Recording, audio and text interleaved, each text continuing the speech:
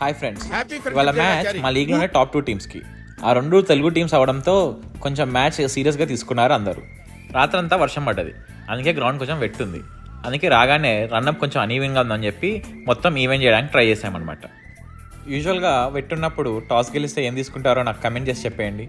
మేమైతే లక్కీగా టాస్ గెలిచి బౌలింగ్ అయితే తీసుకున్నాం. ఇంకా బౌలింగ్లో మా బౌలర్స్ దెబ్బకి మా అపోజిషన్ 70కే ఆల్అౌట్ అయిపోయింది.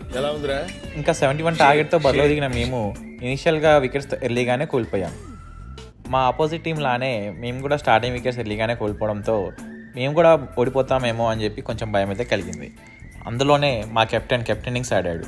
27 రన్స్ కొట్టి మాకు విక్టరీ అందజేశాడు. నేను అండ్ మా కెప్టెన్ 43 రన్ పార్ట్నర్షిప్తో మా టీం అయితే గెలిపించేసాము.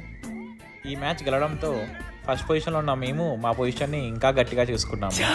మీరు మా స్కోర్ కార్డ్ చూడాలంటే CDCA యాప్లో ESL లీగ్ని ఫాలో అవ్వండి.